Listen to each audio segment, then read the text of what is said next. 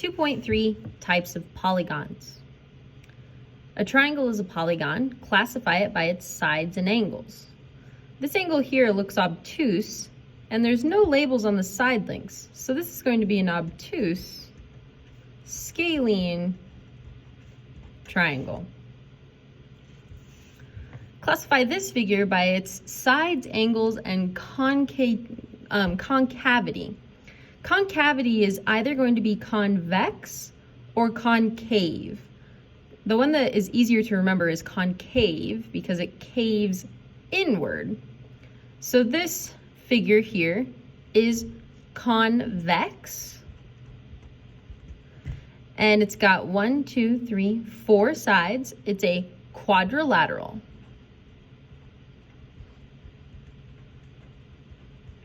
Quad, the prefix quad standing for 4 sides.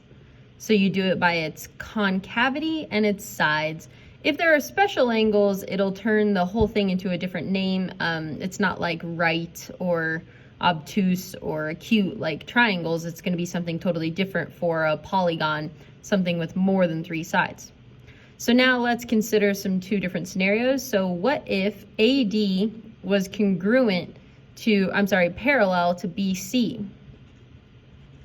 If those become parallel, then this figure becomes a trapezoid. Trapezoids are quadrilateral with at least one set of parallel sides. Now, what if AD was parallel to BC and AB is congruent to CD? That really shouldn't have that little dot there. AB is congruent to CD. So just like a triangle, when it has 2 side lengths congruent, you use the word isosceles. That's true for this figure as well. So this is an isosceles trapezoid.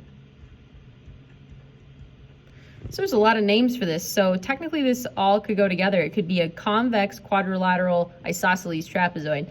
But you get to drop the quadrilateral once you start picking up the trapezoid words. So you can say a convex isosceles trapezoid. But in general, you should try to start with the basic prefixes for quad, so on and so forth. So 4 sides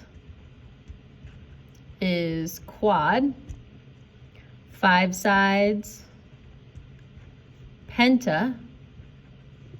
6 sides, hexa. 7 sides, hepta.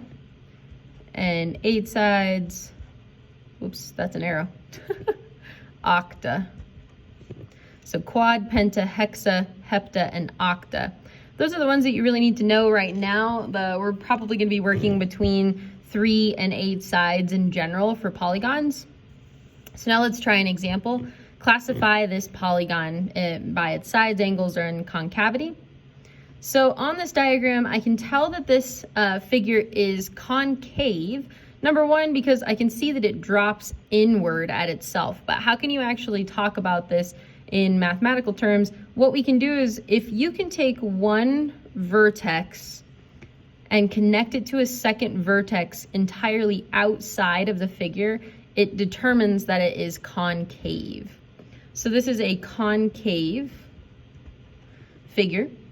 And then we need to know how many sides. 1, 2, 3, 4, 5, 6, 7, 8. So this is an 8-sided figure, so this is a concave octagon.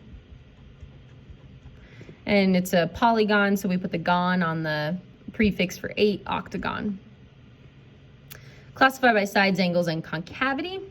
So this is convex because all the diagonals that I could draw from one vertex are lying within the figure. So this is convex. And then how many sides? 1, 2, 3, 4, 5. So this is a pentagon. And then one last thing that I'd like to talk about this one is that in general, these figures, this looks like all the sides are congruent. And if I added tick marks to show that all the sides are congruent, it becomes something called regular. A regular pentagon is something that has equal sides. Oops. equal sides and equal angles.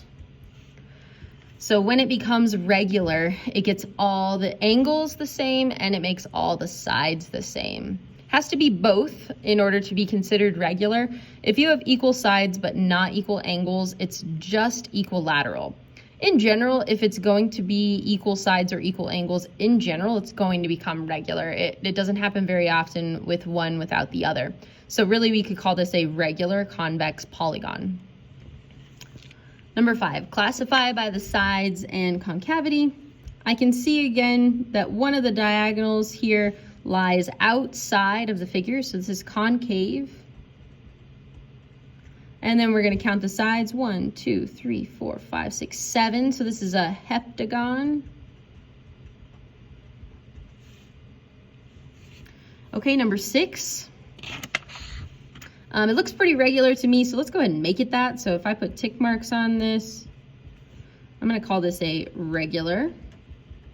It's got equal sides and equal angles, and then it's convex because none of the diagonals lie outside the figure, and it's a hexagon. 1, 2, 3, 4, 5, 6.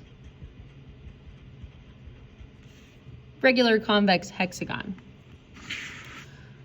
Number 7, explain the difference between a concave polygon and a convex polygon. It all has to do with diagonals. If you have inside,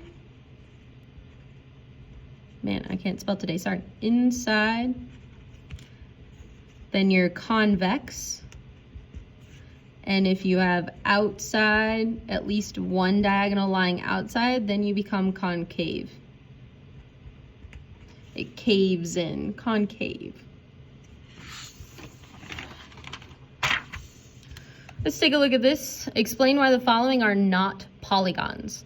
So polygons are closed figures that are either concave or convex that do not have curved sides. So this figure is not a polygon because it has a curved side. Letter B, this is not a polygon because it has intersecting sides. And this is not one polygon, but this figure is actually two polygons. This is 2 triangles. Polygons, we didn't really discuss it, but polygons mean, poly means many, and gons is for the sides, so many-sided figure. So 3 or more sides to make a triangle. You can't have a 2-sided figure, but this figure is 2 polygons, 2 triangles. True or false? Every regular polygon is equilateral. Regular means all the sides and all the angles are equal. So this is true. Regular means equilateral. They're the same. Regular is equilateral. Every equiangular polygon is regular. This is also true. If it's equiangular, then it's also regular.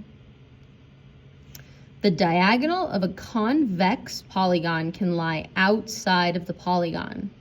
False. If it lies outside the polygon, then that is concave and not convex. Every equilateral polygon is convex. False.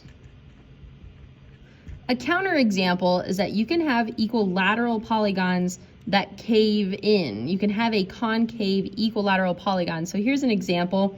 I'm gonna kind of draw it so then